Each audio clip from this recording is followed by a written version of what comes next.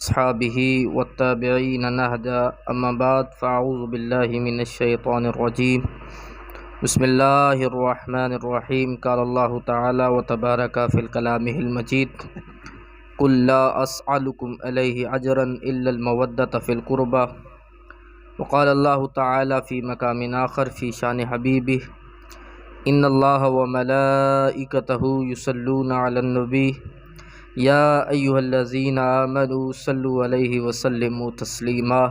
تمام احباب محبت کے ساتھ درود پاک پڑھ لیجیے۔ اللہم صلی علی سیدنا و مولانا محمد معدن الجود والکرم وآلہ واصحابہ وبارک وسلم صلاۃ وسلاما علیک یا سیدی یا رسول اللہ۔ اللہ جل شانہ کی حمد و ثنا حضور نبی رحمت صلی اللہ تعالی علیہ وسلم کی بارگاہ میں ہدیہ درود پیش کرنے کے بعد دعا ہے اللہ تعالی جل شانہ ہمارے آج کے اس اجتماع کو، اس ذکر حسین کی محفل کو اپنی بارگاہ میں، اپنے محبوب کی بارگاہ میں اور اہل بیت کی بارگاہ میں قبول فرمائے۔ آقا کریم نبی رحمت صلی اللہ تعالی علیہ وسلم دین کی تبلیغ میں ایک وقت ایسا آتا ہے کہ اتنے مصروف ہوتے ہیں اور حکم باری بھی ہے کہ آپ دنیا کی طرف توجہ بھی نہیں فرماتے، کسب معاش بالکل نہیں فرما رہے۔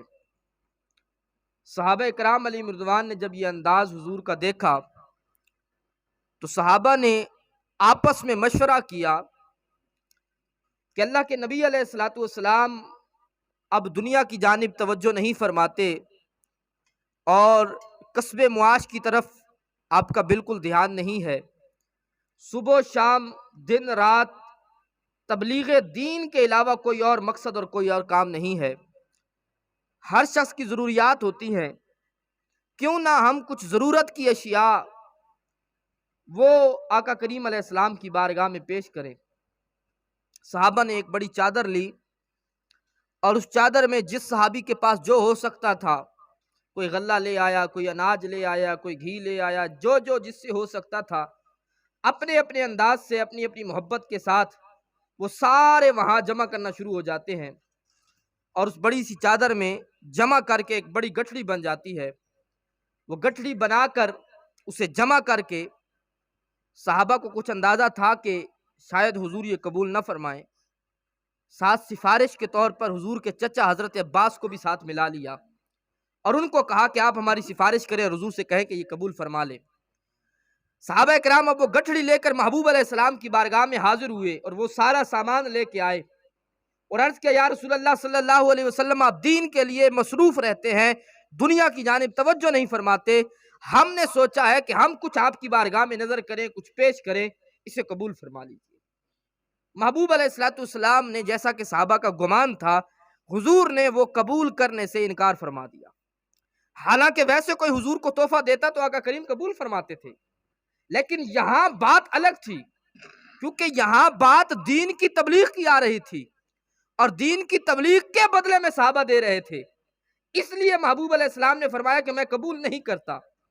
حضور نے بھی انکار کیا اور ادھر جبریل بھی اللہ کا پیغام لے کے حضور کی بارگاہ میں حاضر ہو گئے اور رب تعالیٰ نے قرآن کی یہ آیت نازل فرمائی، فرمایا قل لا اسألکم علیہ اجرا، اے محبوب علیہ الصلوۃ والسلام اپنے غلاموں سے فرما دیجئے میں دین کی تبلیغ کرتا ہوں، صبح شام محنت کرتا ہوں، میری راہ میں چاہے کانٹے بچھائے جاتے ہیں، سجدے میں جاتا ہوں، میری پیٹھ پہ کافر اونٹ کی اوجڑیاں پھینک کے چلے جاتے ہیں، طائف کے بازاروں میں میرے اوپر پتھر برسائے جاتے ہیں، لا اسألکم علیہ اجرا، پھر بھی میں تم سے کوئی اجر نہیں مانگتا، کوئی بدلہ نہیں مانگتا، الا المودۃ فی القربی، ہاں اگر تم نے کچھ دینا ہی ہے تو میری اہل بیت سے محبت رکھنا، میری اہل بیت سے محبت کرنا، ہمیشہ کچھ نہیں مانگتا، بس میری اہل بیت سے، میرے قرابت داروں سے محبت کرنا۔ یہاں علماء نے ایک اتنی پیاری بات فرمائی، آپ ذرا توجہ کیجئے گا۔ علماء فرماتے ہیں کہ جب اللہ نے یہ فرمایا کہ محبوب فرما دیجئے میں کوئی بدلہ نہیں مانگتا، جب کوئی بدلہ نہیں مانگا جا رہا تھا تو پھر اہل بیت کی محبت بھی نہ مانگی جاتی، کیونکہ ایک ظاہری طور پر ایک بدلے کی صورت تو بن رہی ہے نا، ایک اجر کی صورت تو بن رہی ہے کہ اور بدلہ نہیں مانگتا، میری اہل بیت سے محبت رکھنا۔ جب کچھ نہیں مانگا جا رہا تھا تو پھر اہل بیت کی محبت بھی نہ مانگی جاتی۔ تو علماء نے رہنمائی فرمائی، فرمایا بات یہ نہیں ہے، بات پہ غور کرو، جو اجر ہوتا ہے، جو اجرت ہوتی ہے، جو بدلہ ہوتا ہے، وہ سامنے والے کی ضرورت ہوتی ہے۔ مزدور کام کرتا ہے، اجرت اس کی ضرورت ہے، لیکن یہاں پر اہل بیت سے محبت حضور کی ضرورت نہیں ہے، اہل بیت کی ضرورت نہیں ہے، بلکہ اہل بیت سے محبت تو میری اور آپ کی ضرورت ہے۔ میں اور آپ اگر اہل بیت سے محبت کریں گے اپنے بیڑے پار ہوں گے، اور اگر خدا نہ خواستہ کوئی شخص اہل بیت کا بغض سینے میں پالے گا وہ اپنا بیڑا غرق کرے گا۔ حدیث سماعت کیجئے، میرے محبوب ارشاد فرماتے ہیں، حضور نے مثال دی کہ ایک شخص حرم میں رہتا ہے، حرم ویسے تو بڑا ایریا ہے لیکن اس میں بھی پھر حضور نے تخصیص فرمائی، فرمایا حرم کے اندر رہتا ہے کہاں پر؟ حضور فرماتے ہیں بین الرکن والمقام، رکن یمانی یہ کعبے کے ایک کونے کا نام ہے، 4 کونے ہیں نا، ان کے 4 کونوں کے 4 نام ہیں، ان میں سے ایک کونے کا نام ہے رکن یمانی۔ حضور فرماتے ہیں کہ ایک شخص ہے وہ رکن یمانی اور مقام ابراہیم کے درمیان رہتا ہے۔ جو گئے ہیں انہیں پتہ ہے مقام ابراہیم کیا ہے، جو نہیں گئے ان کی معلومات کے لیے عرض ہے، مطاف میں آپ نے دیکھا ہوگا ایک گولڈن کلر کا ایک پنجرا سا جنگلہ سا ہے، اس میں ابراہیم علیہ السلام کے جہاں قدم پڑے تھے وہ پتھر جسے مقام ابراہیم کہا جاتا ہے وہ موجود ہے، یہ مقام ابراہیم ہے۔ حضور فرماتے ہیں کہ ایک شخص ایسا ہے وہ رکن یمانی اور مقام ابراہیم کے درمیان رہتا ہے، روزانہ روزہ رکھتا ہے، ساری رات کھڑے ہو کے نفل پڑھتا ہے۔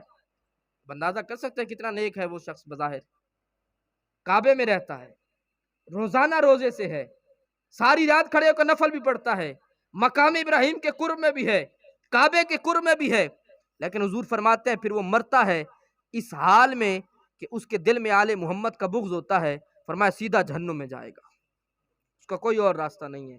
چاہے کعبے میں عبادتیں کرتا تھا، چاہے کعبے میں نمازیں پڑھتا تھا، چاہے کعبے میں مر گیا، مگر سینے میں بغض آل محمد تھا کا سیدھا جہنم کے اندر جائے گا۔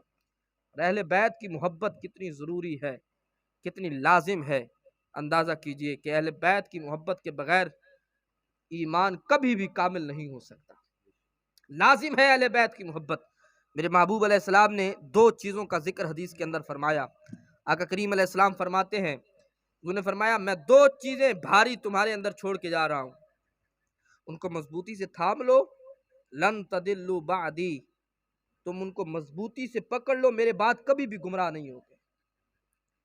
حضور نے گارنٹی دے دی، چیزیں 2 ہیں، انہیں تم مضبوطی سے تھام لو، کبھی بھی گمراہ نہیں ہوگے۔ 2 چیزیں کون سی؟ فرمایا کتاب اللہ، ایک اللہ کی کتاب، کون سی؟ حضور نے آگے اس کی تفسیر کی اسی حدیث کے اندر، فرمایا حبل ممدود من السماء الى الارض، وہ اللہ کی کتاب جو آسمان سے زمین پر لٹکتی رسی ہے۔ دوسری حدیث میں فرمایا وہ اللہ کی کتاب جو آسمان سے زمین پر لٹکتی رسی ہے، جس کا ایک سرا تمہارے ہاتھ میں ہے، دوسرا تمہارے رب کے ہاتھ میں ہے، وہ اللہ کی کتاب۔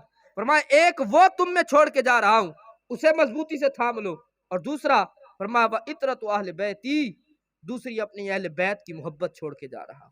میری اہل بیت کو تھام لو، قرآن کو تھام لو، تم کبھی بھی گمراہ نہیں ہو سکتے۔ آج اگر آپ غور کریں زمانے کے اندر گمراہیاں پھیلی ہیں، لوگ گمراہ ہوئے ہیں، کیوں ہوئے؟ حضور نے 2 نسخے دے دیے تھے، فرمایا ان پہ عمل کر لو کامیاب ہو جاؤ گے، ہدایت پہ آ جاؤ گے۔ ہوا کیا؟ قرآن پہ بعض لوگوں نے زور دیا، بڑی بڑی حسن قرات کی محفلیں کرائی، مصر سے داڑھی منڈے کاری بھی بلوائے، بڑا بڑا اہتمام کروایا، لیکن آج ذکر حسین کی ایک محفل بھی ان کی مسجد میں نظر نہیں آئی۔ آج ذکر حسین کی جب بات آئے تو بدعت کا نام اور شرک کے نام ان کے جو ہے وہ وظیفے ان کی زبانوں سے نکلنا شروع ہو جاتے ہیں۔ کتنی عجیب بات ہے، مفتیان دہر سے کہتی ہے کربلا، ارے ذکر اس کا بدعت جو جینا سکھا گیا، تم سے تو ایک بابری مسجد نہ بچ سکی، میرا حسین ساری شریعت بچا گیا۔ اس کا ذکر ہی بدعت ہو گیا۔ آج ان کے ہاں کہیں امام حسین کے ذکر کی محفل نہیں ہے، لیکن ہمارے ہاں دیکھیے میں صبح سے اللہ کے فضل و کرم سے امام حسین کے ذکر کی سعادت حاصل کر رہا ہوں، ہر مسجد میں کہیں ظہر کے بعد ہو رہی ہے، کہیں عصر کے بعد ہو رہی ہے۔ تو حضور نے کہا تھا 2 چیزیں تھام کے رکھنی ہیں، قرآن پکڑا لیکن اہل بیت چھوڑ دی، ہدایت انہیں نہ ملی۔ اور دوسری طرف اہل بیت کا نام لیا، قرآن کی تعلیم ہی نہیں ہے، قرآن کا مدرسہ ہی نہیں ہے، قرآن کا حافظ ہی نہیں ہے۔ انہوں نے اہل بیت کا نام لیا، قرآن کو چھوڑ دیا، وہ بھی گمراہ ہوئے۔ انہوں نے قرآن کو پکڑا، اہل بیت کو چھوڑ دیا، وہ بھی گمراہ ہوئے۔ مبارک ہو تمہیں، تمہارے ایک ہاتھ میں اللہ کا قرآن ہے، دوسرے ہاتھ میں مصطفیٰ کی اولاد ہے۔ یہ اعزاز اللہ نے مجھے اور آپ کو عطا فرمایا ہے کہ جن کی یاد کے اندر آج ہم یہاں جمع ہو کے بیٹھے ہیں۔ ورنہ لوگ کہتے ہیں کس کے پاس وقت ہے، لیکن اس خاص عصر کے بعد یہ جو وقت ہوتا ہے ہر کسی کی مصروفیت کا ہوتا ہے، لیکن جب بات آ گئی ذکر حسین کی تو سارے جمع ہو جاتے ہیں اور محبت کے ساتھ ذکر حسین سن بھی رہے ہیں، کر بھی رہے ہیں۔ تو یہ محبت اللہ کے فضل و کرم سے، تو ان دو چیزوں کو حضور نے فرمایا تھام کے رکھنا، تم ہمیشہ ہدایت پہ رہو گے۔ اہل بیت کی محبت بڑی ضروری ہے، اس کے بغیر کوئی چارہ نہیں ہے۔ دوسری بات تھوڑی سی یہاں میں آپ کی توجہ چاہوں گا، یہاں صرف کوئی خطیبانہ بات نہیں ہے یہ جو ابھی میں گفتگو کرنے والا ہوں، یہ تھوڑی سی ایک علمی بات ہے اور عقیدے کی بات ہے، آپ سب لوگوں نے بڑی توجہ سے اس کو سننا ہے۔ جب ہم کہتے ہیں نا کہ اہل بیت، اس سے مراد کیا ہے؟ دو چار بندے نہیں ہیں، میری اس بات سمجھ آ رہی ہے؟ پتہ ہوا کیا ہے ہمارے ساتھ، سازش کیا ہوئی ہے؟ سازش یہ ہوئی ہے کہ پہلے آج سے 20-25 سال پہلے ہمارے بزرگ گواہ ہیں ان باتوں کے، یہ تاثر تھا کہ بھائی دو گروہ ہیں، ایک صحابہ کرتا ہے، ایک اہل بیت کرتا ہے۔ ایسا ہے نا، ایسا رہا ہے نا زمانے کے اندر، ایک کہتا ہے میں صحابہ کا سپاہی ہوں، ایک کہتا ہے میں اہل بیت کا سپاہی ہوں۔ لیکن اب دشمن نے اگلا وار کیا، امت کو مزید تقسیم کیا۔ اب نئے گروہ جو آئے وہ یہ ہے کہ صحابہ کے اندر بھی بعض کھڑے ہو گئے کہ یہ صحابی ہے یہ صحابی نہیں، صحابہ میں بھی تقسیم کاریاں شروع کر دی، اور اگلا قدم کیا، اہل بیت میں بھی تقسیم کاریاں شروع ہو گئیں کہ یہ اہل بیت میں ہے یہ اہل بیت میں نہیں ہے۔ تو اس لیے میں برادران اہل سنت سے مخاطب ہوں، میرے سامنے اہل سنت تشریف فرما ہے، میں آپ لوگوں کو بتانا جا رہا ہوں کہ ہمیں علم ہونا چاہیے کہ جب اہل سنت اہل بیت کا لفظ استعمال کرتے تو اس سے مراد کون ہوتے ہیں؟ 5 گروہ ہیں، 5 گروہ جن کو اہل بیت کہا جاتا ہے۔ کتنے گروہ؟ میں نے اور باتوں سے آپ سے جواب نہیں لیا، جب سمجھانے لگتا ہوں تو میں جواب لیتا ہوں۔ 5 گروہ۔ پہلا گروہ جن پر پہلے نمبر پر اہل بیت کا اطلاق ہوتا ہے، بچے بھی بیٹھے ہیں سب نے یاد رکھنی ہے، یہ باتیں بھولنی نہیں ہے۔ پہلے نمبر پر جو ازواج مطہرات ہیں، میرے حضور کی جتنی بیویاں ہیں، مومنوں کی مائیں ہیں، وہ ساری کی ساری اہل بیت میں شامل ہیں، وہ ساری کی ساری اہل بیت۔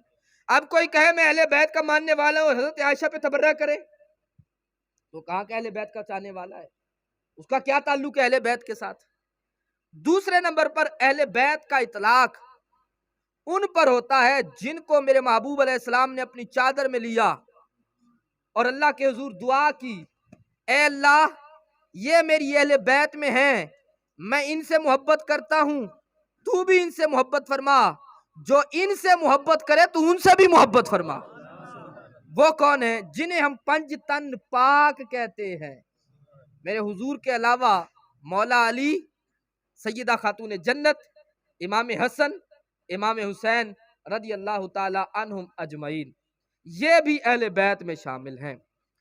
تیسرے نمبر پر اہل بیت کا اطلاق ان پر ہوتا ہے جن کے لیے یہ مسئلہ سمجھنے والا ہے، از روئے شرع ان کے خاندانی نسب اور خاندانی شرف کی وجہ سے زکوٰۃ لینا حرام ہے، چاہے وہ غریب بھی ہوں وہ زکوٰۃ نہیں لے سکتے۔ وہ 5 خاندان ہیں، ان پر بھی اہل بیت کا اطلاق ہوتا ہے، آل علی، آل عقیل، آل جعفر، آل ہاشم، آل عباس اور آل حارث، 5 خاندان۔ یہ وہ 5 خاندان ہیں ان کے لیے زکوٰۃ لینا ناجائز ہے، اور ان پر بھی ہمارے علماء نے اہل بیت کا اطلاق کیا ہے۔ اس کے بعد ہے چوتھے نمبر پر اہل بیت کا اطلاق ان پر ہوتا ہے جو حضور کی اولاد نہیں ہے، رشتہ دار بھی نہیں ہے، قرابت دار بھی نہیں ہے، لیکن بچپن سے ان کا حضور کے گھر میں آنا جانا تھا، جیسے خادم الرسول اسامہ بن زید رضی اللہ تعالیٰ عنہ، یہ بھی اہل بیت میں شامل ہیں۔ اور 5ویں نمبر پر آخر پہ اہل بیت کا اطلاق ہوتا ہے ان پر جو حضور کی اولاد بھی نہیں ہے، گھر والے بھی نہیں ہیں، قرابت دار بھی نہیں ہے، گھر میں آنا جانا بھی نہیں ہے، لیکن انہوں نے حضور سے محبت بڑی کی، اپنا گھر بار چھوڑ دیا، فارس چھوڑ کے مدینہ شفٹ ہو گئے۔ میرے حضور نے ان کا ہاتھ پکڑ کے صحابہ کے سامنے اعلان کیا، فرمایا سلمان منا اہل البیت، جس طرح حسن حسین میرے اہل بیت میں، سلمان فارسی بھی میرے اہل بیت میں شامل ہے۔ یہ 5 ہستیاں، یہ 5 گروہ، ان پر اہل بیت کا اطلاق ہوتا ہے۔ یہ بات یاد رہے گی، یہ یاد رکھنے والی باتیں۔ اب چونکہ ایام ہیں محرم الحرام کے، اور اس میں ہم خاص طور پر بات کرتے ہیں امام علی مقام کی قربانیوں کی اور ان کے خاندان کی قربانیوں کی، تو میں یہاں سے جو گفتگو کا انداز ہے وہ جو دوسرے نمبر پہ اہل بیت کا گروہ ہم نے ذکر کیا تھا، جن کو ہم پنجتن پاک میں ذکر کرتے ہیں، میں ان میں سے ہر ایک کی عظمت پر ایک ایک روایت آپ کو سنا کے پھر امام حسین اور واقعہ کربلا کی طرف چلتے ہیں۔ آپ لوگوں نے توجہ رکھنی ہے اور ساتھ دینا ہے توجہ کے ذریعے۔ ان ہستیوں میں سب سے پہلے آتے ہیں مولا کائنات شیر خدا کرم اللہ تعالی وجہ الکریم۔ کتنی اونچی شان ہے مولا علی کی، کتنا اونچا مقام ہے مولا علی کا۔ آپ جب دنیا میں آئے، آپ کی پیدائش ہوئی، تو سب سے پہلا غسل جو بچے کو دیا جاتا ہے، جو ہمارے گھروں میں دائیاں دیتی ہیں، دادی دیتی ہے، نانی دیتی ہے، پھوپھی دیتی ہے، قربان جائیے مولا علی کے مقدر پر، مولا علی کو سب سے پہلا غسل میرے مصطفیٰ کریم نے اپنے ہاتھوں سے دیا ہے۔ اور پھر تبادلاً یہ شان مولا علی کو نصیب ہوئی کہ جب محبوب علیہ السلام دنیا سے وصال فرماتے ہیں تو جو آخری غسل ہوتا ہے، جس کے لیے ہم مسجد سے مولوی بلاتے ہیں، بیٹے کو تو باپ کو غسل دینا آتا نہیں ہے، وہ باپ کو کیا دے گا، اسے اپنا غسل دینا نہیں آتا، اپنا غسل کرنا نہیں آتا، دوسروں کو بلا بلا کے اپنی میتوں کے پردے اٹھوا کے دوسروں سے غسل کرواتے ہیں۔ افضل یہی ہے کہ خود غسل دیا جائے۔ بہرحال وہ جو آخری غسل ہوتا ہے وہ مولا علی نے میرے مصطفیٰ کریم کو دیا ہے، اور حضور نے وصیت فرمائی تھی، علماء نے لکھا ہے، آقا کریم نے فرمایا تھا کہ میرے جسم کے قریب کوئی نہ آئے۔ صحابہ باہر کھڑے تھے، مولا علی قریب تھے، اور ان کو بھی حکم تھا، وہ بھی آنکھوں پہ پٹی باندھ کے کھڑے تھے۔ جب حضور کو غسل دیا تھا، حضور نے فرمایا تھا اگر میرے پردے کے مقام پر کسی کی بھی نظر پڑ گئی تو اس کی آنکھیں چلی جائیں۔ یہ حضور کا پروٹوکول تھا، تو اس لیے صرف مولا علی تھے جو وہاں آگے تھے اور آپ کو غسل دینے والے تھے۔ یعنی جب مولا علی دنیا میں آئے حضور نے غسل دیا، جب محبوب کا وصال ہوا تو مولا علی نے غسل دیا، اور مولا علی کو یہ اعزاز حاصل ہے۔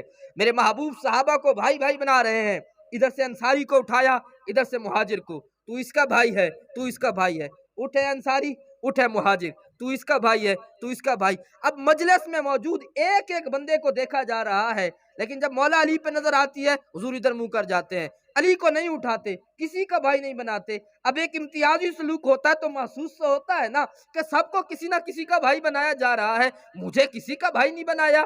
تو مولا علی نے محسوس کیا، آنکھوں میں آنسو بھی اتر آئے، اور روتے ہوئے محبوب کی بارگاہ میں آئے، آقا سب کو کسی نہ کسی کا بھائی بنا دیا، علی کو کسی کا بھائی نہیں بنایا۔ فرمایا علی غم کیوں کرتے ہو، انت اخی فی الدنیا والآخرہ، تو دنیا میں بھی میرا بھائی ہے، آخرت میں بھی میرا بھائی ہے۔ یہ اعزاز مولا علی کو اللہ نے عطا کیا۔ ایک جنگ سے مولا علی واپس آ رہے ہیں، دوران سفر آپ کے غلام کہتے ہیں پانی نہیں ہے، ایک جگہ رکے، گرجا تھا، تو وہاں گرجے کا جو راہب تھا اس سے پوچھا ہمیں پانی چاہیے، کہا یہاں تو پانی آپ کو میلوں دور ملے گا، کیا کریں؟ کہا سفر کریں۔ مولا علی نے فرمایا اپنے غلاموں کو کہ چند قدم گھوڑے دوڑاؤ اور زمین کھودو۔ چند قدم چلے، زمین کھودنا شروع کر دی، زمین کھودتے کھودتے اتنا بڑا پتھر نکل آیا۔ مولا علی فرمائے لگے اسے اٹھاؤ، اٹھانے لگے، کافی سارے ہیں، اٹھتا نہیں ہے، لیکن آپ نے آستین چڑھائی، وہی ہاتھ جس سے خیبر کا دروازہ اٹھا کے پھینکا تھا، پتھر کے نیچے رکھا اور پتھر کو اٹھا کے پھینکا، پتھر ہٹنے کی دیر تھی، پانی کا چشمہ نیچے سے ابل پڑا، اب پانی سارے بھرنے لگے۔ وہ راہب جس نے کہا تھا میلوں دور ہے پانی، وہ دوڑ کے آیا، مولا علی کا ہاتھ پکڑ لیا اور کہنے لگا سچ سچ بتائیے اللہ کے آخری نبی ہیں یا نبی کے داماد ہیں؟ کہا یہ کیسی بات کر رہے ہو، تمہیں کیسے پتا میں اللہ کے نبی کا داماد ہوں؟ میں نبی نہیں ہوں، ان کا داماد ہی ہوں، لیکن تمہیں کیسے پتا؟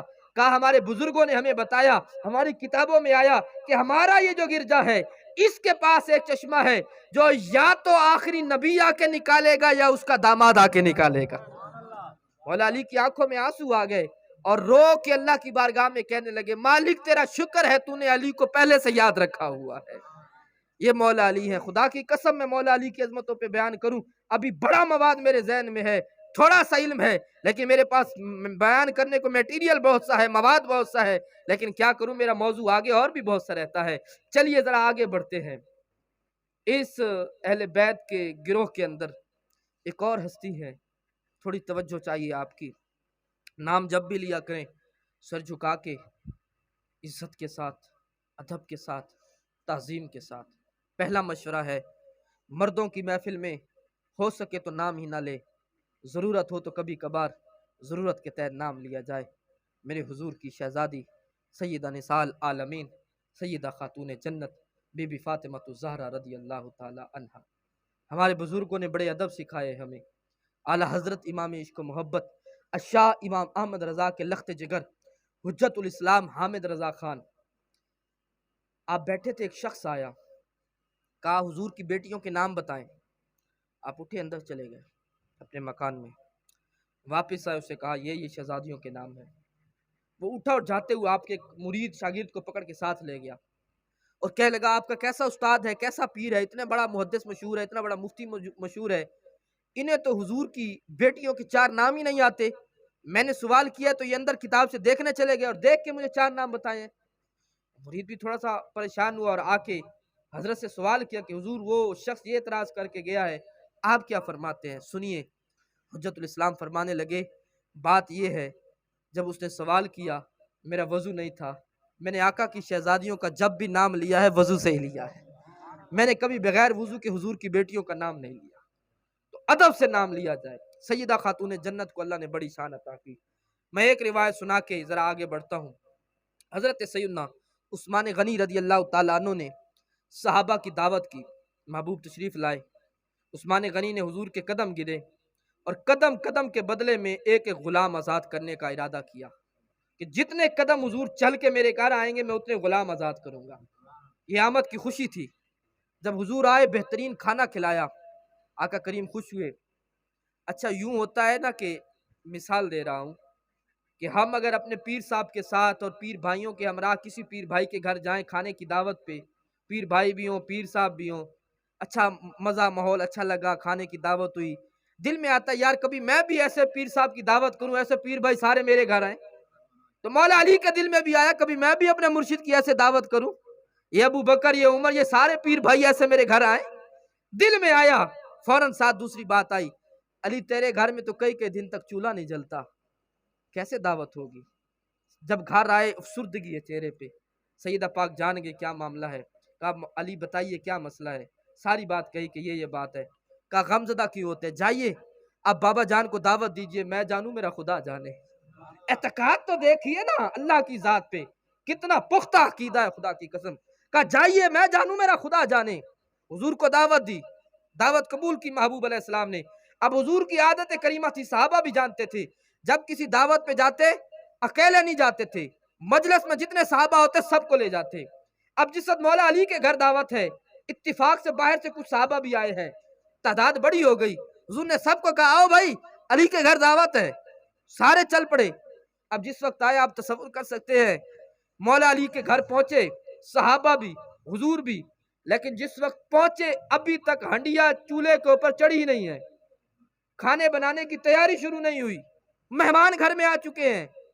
سیدہ پاک نے کیا کیا، امت کو بتایا، جب ظاہراً سارے دروازے بند نظر آئے پھر کہاں دستک دینی ہے، مصلی بچھایا اور رو کے اللہ کی بارگاہ میں کہتی ہیں مالک تیرا محبوب اپنے یار عثمان کے گھر گیا، اس نے اچھا کھانا کھلایا، مولا میرے پاس ہے کچھ نہیں، تیری بندی کہیں تیرے محبوب کے سامنے رسوا نہ ہو جائے، مالک اپنی بندی کی لاج رکھنا تیرا کام ہے۔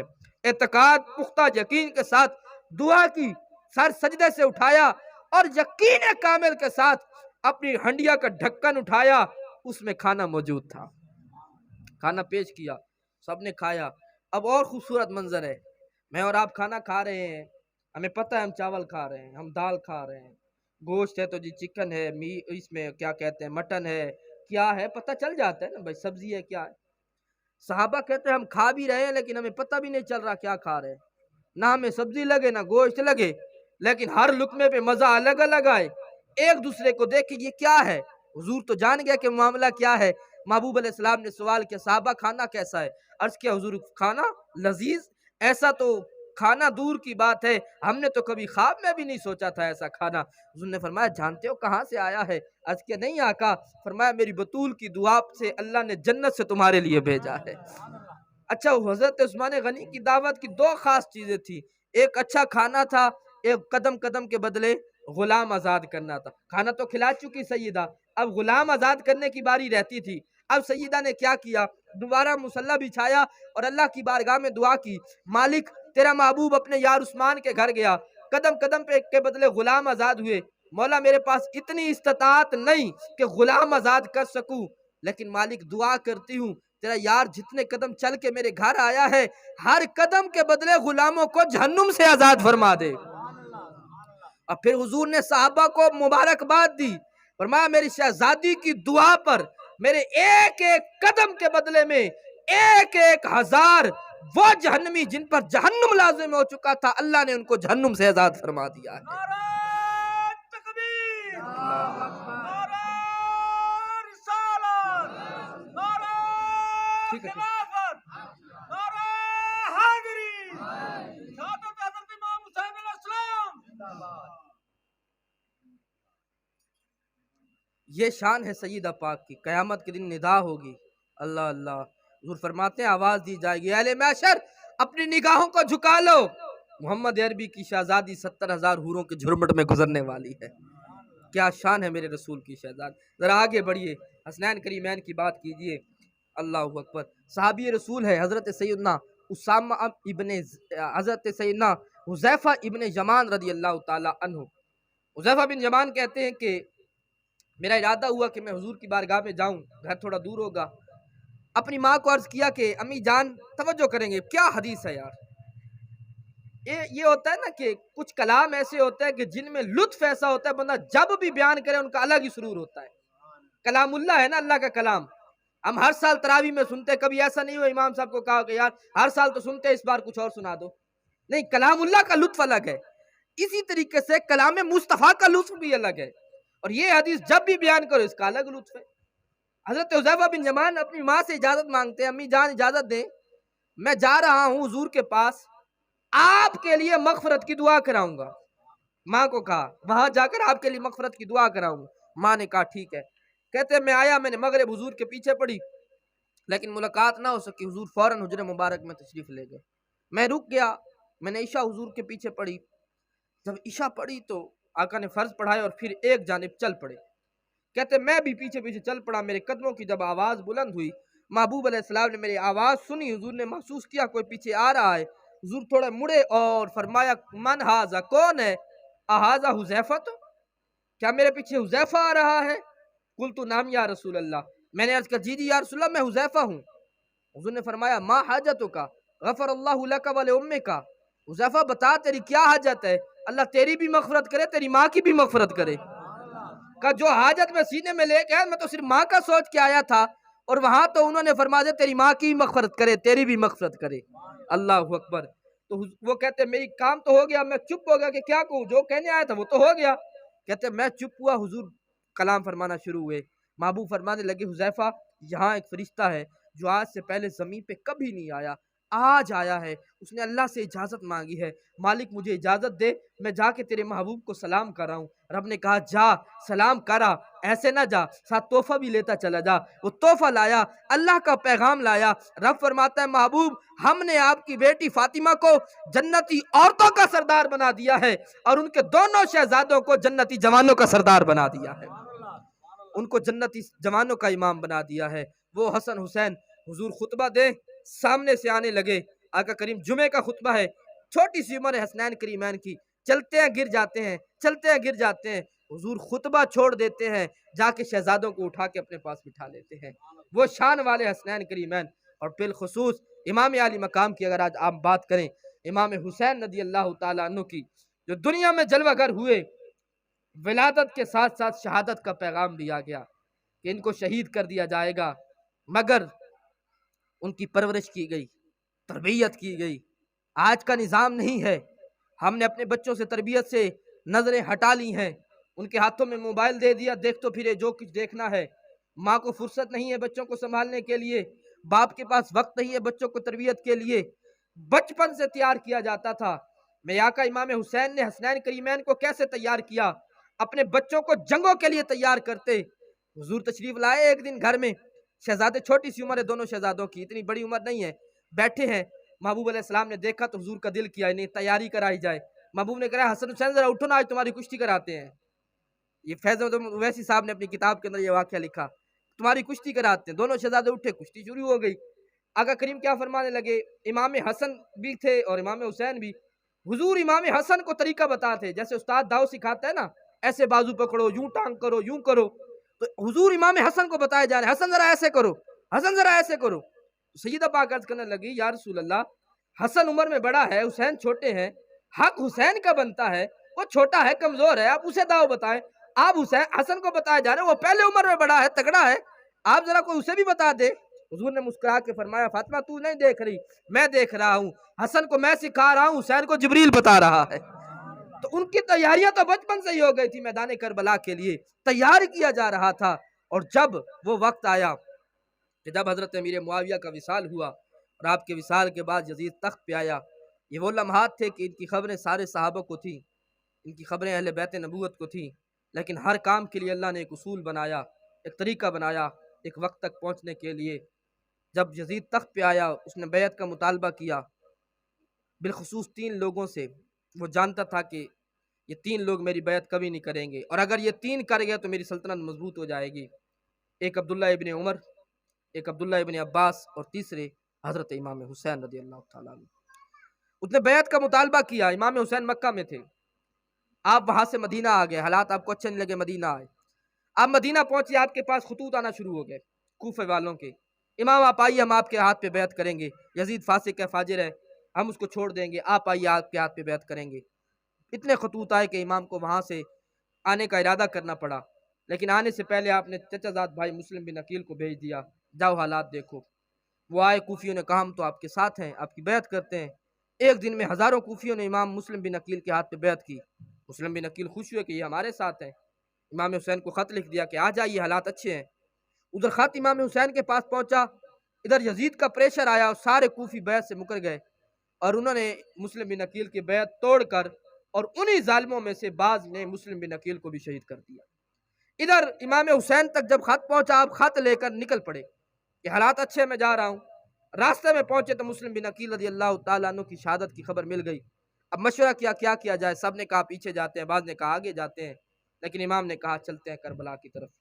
آنا جو تھا وہیں پہ، امام حسین وہاں سے آگے چلے، اور چلتے چلتے بالآخر میدان کربلا میں آپ تشریف لے آئے۔ یہ وہی جگہ تھی جہاں پہ آپ کی شہادت روز ازل سے لکھی ہوئی تھی۔ آپ یہاں آئے، 82 افراد کا قافلہ تھا، جس میں سے 72 نے شہادت کا جام پیا، اور 10 محرم الحرام کے دن یہ واقعہ وقوع پذیر ہوا۔ آپ کے رفقا سے پہلے، آپ کے غلام، آپ کے گھر والوں سے پہلے، آپ کے جو غلام تھے، جو محبت کرنے والے تھے، جانثار تھے، ہر ایک نے اپنی اپنی جان پیش کی۔ اس کے بعد آپ کے خاندان کے شہزادے وہاں سے جانا شروع ہوئے، انہوں نے اپنی جانیں پیش کی۔ ایک ترتیب ہے، وقت نہیں ہے۔ اور سب سے آخر میں امام علی مقام رضی اللہ تعالیٰ عنہ میدان کربلا میں اترے۔ اللہ اکبر! کس انداز کے ساتھ سر مبارک پہ نانا جان کا امامہ سجایا، ہاتھ میں بابا جان کی ذوالفقار حیدری پکڑی، اور میدان میں اترے۔ ایسے اترے کہ تلوار ہے کہ آپ کی چلتی جا رہی ہے، کاٹتی جا رہی ہے، کاٹتی جا رہی ہے۔ یزیدی پریشان ہے، یہ کیسا محمدی کچھار سے حیدری شیر نکلا ہے کہ جنہیں ہم نے 3 دن بھوکا رکھا، پیاسا رکھا، بھوک پیاس کے بعد یہ حالت ہے، اگر یہ کھا پی کے آئے ہوتے تو ہمارا کیا کرتے؟ اب وہ انتظار میں ہے کہ کوئی موقع ملے اور ہم ان کے اوپر یکبارگی حملہ کریں، اور وہ سوچ میں پڑ گئے۔ آخر کار ان کی سوچ کام کر گئی، وہ جان گئے کہ ہمیں موقع کب ملے گا۔ سوچ میں پڑے، سوچ پہنچ گئی کب موقع ملے گا۔ انہیں پتہ چل گیا جب مؤذن اللہ اکبر کہے گا ہمارے پاس موقع وہی ہوگا، کیونکہ امام کبھی نماز نہیں چھوڑتے۔ وہ جانتے تھے امام نے نماز نہیں چھوڑنی۔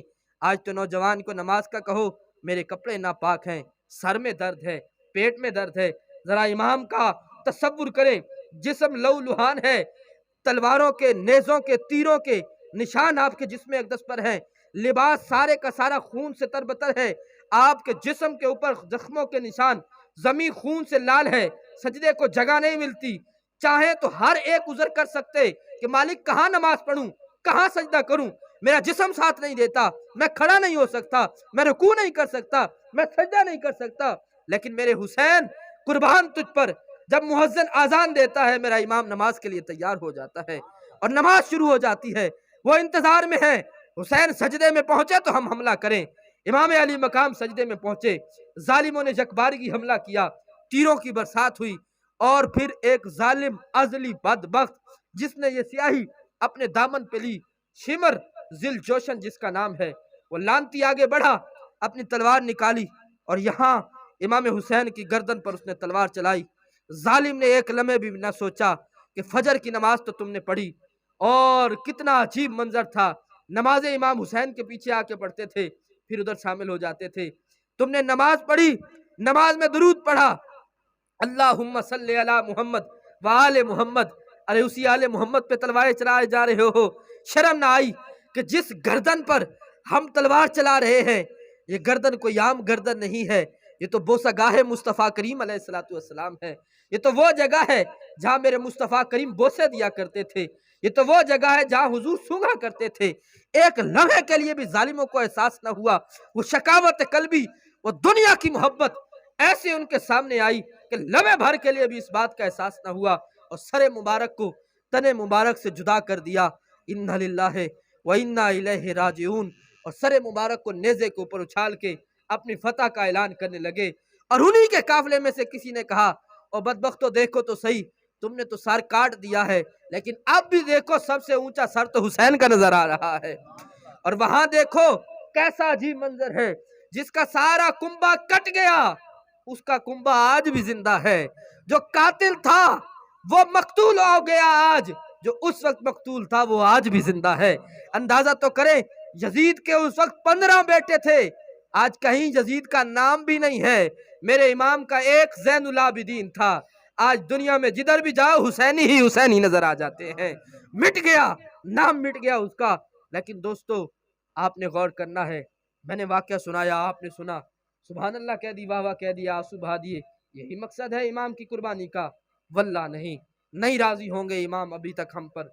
राजी तब होंगे जब जिस काम के लिए इमाम ने कुर्बानी दी थी, हम उस मिशन को सीने से लगाएंगे।